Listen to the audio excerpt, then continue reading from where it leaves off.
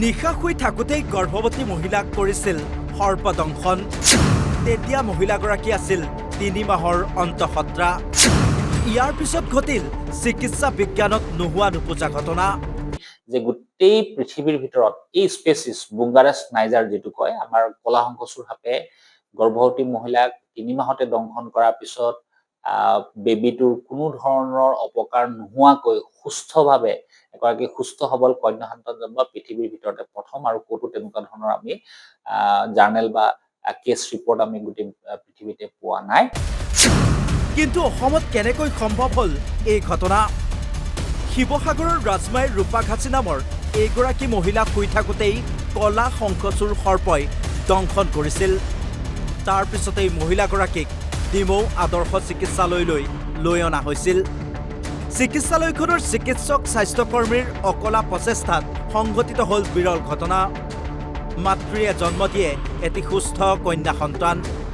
মৃত্যুক জয় কৰি পৃথিৱীলৈ অহা কন্যা সন্তানটিৰ নাম ৰাখিছে মৃত্যুঞ্জয়ী। এইটো আমাৰ আজি আপোনালোকক জনাবলৈ পাই সুখী হৈছো যে ৭ আগষ্ট ২০২৪ বৰ্ষত ৰাজমাই শিৱসাগৰ ৰাজমাইৰ ৰূপাঘাচি বুলি ব্যক্তি এগৰাকীক তেওঁক মানে বিষাক্ত শংকচুৰ সাপে দংশন কৰিছিলে। আৰু তেওঁক মানে যেতিয়া দংশন কৰিছে ৰাতি ১টা বজাত আছিলে, আৰু তেওঁ শুই থকা অৱস্থাত তেওঁক দংশন কৰিছিলে। আৰু তাৰপিছত দংশন কৰাৰ পিছত তেওঁলোকে খুব ততাতৈয়াকে আধা ঘণ্টাৰ ভিতৰত মানে ১:৩০ ৰাতি ডিমৌ চিকিৎসালয়ত ভৰ্তি হয়, গ্ৰাম্য চিকিৎসালয়ত। সেই সময়ত আমি তৎক্ষণাত আমাৰ যিজন ডক্টৰ আছিলে, কৰ্তব্যৰত ডক্টৰ ৰেঞ্জুগাম, তেওঁ এণ্টিভেনম বেজী প্ৰয়োগ কৰে। কিন্তু যিহেতু যিটো সৰ্পটো যিটো আছিলে মানে পোৱালি সাপ আছিলে, সেই গোটেই বিষখিনি মানুহগৰাকীক ঢালি দিছিলে। সেইকাৰণে তেওঁক এণ্টিভেনম দিয়াৰ পিছতো ৰিকভাৰী নোহোৱা দেখি পেলাই আমি যিটো আমাৰ টাই আপ হস্পিটেল আছে, প্ৰাইভেট হস্পিটেল, ডিমৌ আমাৰ প্ৰগতি হস্পিটেল, ব্যক্তিগত প্ৰগতি হস্পিটেল আৰু চুকাফা হস্পিটেল, এই দুখনত আমি টাই আপ কৰি থোৱা আছে খুব ৰেহাই মূল্যত তেওঁলোকক আইচিইউ সুবিধা দিবৰ কাৰণে। কিন্তু তেওঁক কালক্ৰমত আইচিইউ বা ভেণ্টিলেশ্যন যিটো মানে কৃত্ৰিম শ্বাস প্ৰশ্বাসৰ প্ৰয়োজন হৈছিলে। আৰু যিহেতু আমাৰ ডিমৌ হস্পিটেলত সেই ব্যৱস্থাটো নাই, আমি প্ৰগতি হস্পিটেলত তেখেতক স্থানান্তৰিত কৰা হৈছিলে। আৰু এক ৰাতি তেওঁক আমি ইয়াতে আমাৰ স্বাস্থ্যকৰ্মীসকলে, প্ৰগতি হস্পিটেলৰ আইচিইউ স্বাস্থ্যকৰ্মীসকলে শুশ্ৰূষা কৰে, ভেণ্টিলেশ্যনত বা মানে কৃত্ৰিম শ্বাস প্ৰশ্বাসত ৰাখে। আৰু পিছদিনাখন যেতিয়া ভেণ্টিলেশ্যনটো আঁতৰিছিলে, মানে কৃত্ৰিম শ্বাস প্ৰশ্বাসৰ ব্যৱস্থাটো আঁতৰোৱা হৈছিলে, তাৰ পিছদিনাখনে আমি আকৌ ডিমৌ হস্পিটেল তেখেতক ট্ৰেন্সফাৰ কৰাইছিলে। কাৰণ তেওঁলোক খুব দিন হাজিৰা কৰা মানুহ আছিলে, দুখীয়া মানুহ আছিলে, গতিকে ব্যক্তিগত চিকিৎসালয়ৰ খৰচ তেওঁলোকে বহন কৰিব পৰা নাছিলে। গতিকে তেওঁক আকৌ শ্বিফ্ট কৰা হৈছিলে আমাৰ ডিমৌ হস্পিটেলতে। কিন্তু তেওঁৰ মানে ৩ মাহৰ অন্তঃসত্ত্বা আছিলে। মানে তেওঁৰ প্ৰথম আমি তাৰ মানে টাৰ্গেটটো লৈছিলো মানুহজনী বচোৱা। তাৰপিছত আমি যেতিয়া তাই বাচি গ'ল বিষাক্ত সৰ্পদংশনৰ পিছত, কলা শংকচুৰ বুলি কয়, বুংগাৰাছ নাইজাৰ স্পেচিছ। তাৰপিছত যেতিয়া আমি বাচ্চাটো, পেটত থকা বাচ্চাটোৰ বিষয়ে আমি তেওঁক মানে ভালকে ৰাখিবলৈ আমি চেষ্টা কৰিলো। প্ৰত্যেকটো মাহে মাহে তেওঁৰ আল্ট্ৰাচাউণ্ড কৰা হৈছিলে। ডক্টৰ সীমান্ত জ্যোতি টাই, গাইনকলজিষ্ট, আমাৰ স্ত্ৰীৰোগ বিশেষজ্ঞ, তেওঁ তাৰ শুশ্ৰূষা লৈছিলে। আৰু লগতে আমাৰ মানে পেডিয়াট্ৰিচিয়ান, চাইল্ড ডক্টৰ, শিশু ৰোগ বিশেষজ্ঞ ডক্টৰ গৌৰৱ চৌধুৰী আৰু হৃদয় বৰুৱা, তেওঁলোকে তাৰ কেয়াৰ লৈছিলে, মানে শুশ্ৰূষা কৰিছিলে পিবিৰ। আৰু আপোনালোকক জনাবলৈ পাই সুখী যে আপোনাৰ ২১ ফেব্ৰুৱাৰী ২০২৫ বৰ্ষত ৯ মাহত, তাই যেতিয়া ৩ মাহৰ পৰা যেতিয়া ৯ মাহ অতিক্ৰম কৰিলে, তাই ৰূপাঘাচিয়ে এটা সুস্থ সবল কন্যা সন্তানৰ জন্ম দিয়ে।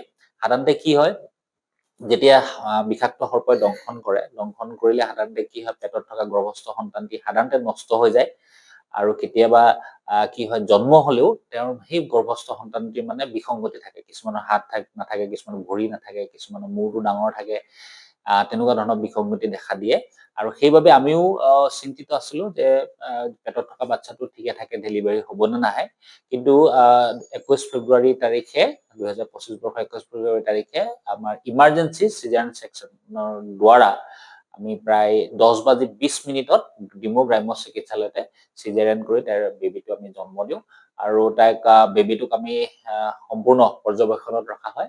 ৫ দিন পৰ্যবেক্ষণ ৰখাৰ পিছত সকলো আমি নৰ্মেল স্বাভাৱিক পালো আমাৰ শিশু ৰোগ বিশেষজ্ঞসকলে সেইখিনি চালে স্বাভাৱিক পাইছে আৰু তেওঁক আমি ছুটি দিয়া হয় আৰু তাৰ পিছত আমি এই বাচ্চাটোক আমি প্ৰায় 6 মাহ বা 8 মাহলৈকে আমি তেওঁক পৰ্যবেক্ষণ কৰিম কিবা এবনৰ্মেলিটি আছে নেকি বিসংগতি আছে নেকি আৰু আমাৰ শিশু বিশেষজ্ঞসকলৰ মতে সো তেনেকুৱা একো বিসংগতি হ'ব নোৱাৰে বা হ'ব নালাগে কিন্তু তথাপি আমি তাইক আমি পৰ্যবেক্ষণত ৰাখিম আৰু আপোনালোকক জনাবলৈ পাই সুখী যে গোটেই পৃথিৱীৰ ভিতৰত এই স্পেচিছ বুংগাৰাছ নাইজাৰ যেটো কয় আমাৰ কলা শংকচুৰ সাপে গৰ্ভৱতী মহিলাক 3 মাহতে দংশন কৰাৰ পিছত বেবিটোৰ কোনো ধৰণৰ অপকাৰ নোহোৱাকৈ সুস্থভাৱে এগৰাকী সুস্থ সবল কন্যা সন্তান জন্ম পৃথিৱীৰ ভিতৰতে প্ৰথম আৰু কোটো তেনেকুৱা ধৰণৰ আমি জাৰ্নেল বা কেছ ৰিপৰ্ট আমি গোটেই পৃথিৱীতে পোৱা নাই আৰু এটা আমি কথা কৈছো যে তেওঁলোকে যেহেতু দিন হাজিৰা কৰা মানুহ আৰু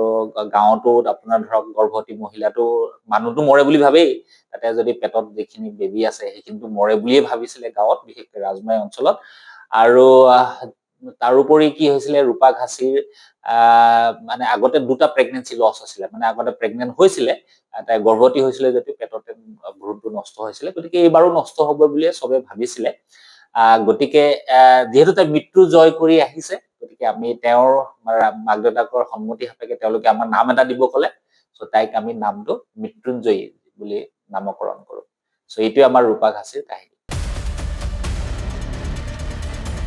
শিৱসাগৰৰ পৰা ইৰছাতুল্লাহ অসম লাইভ 24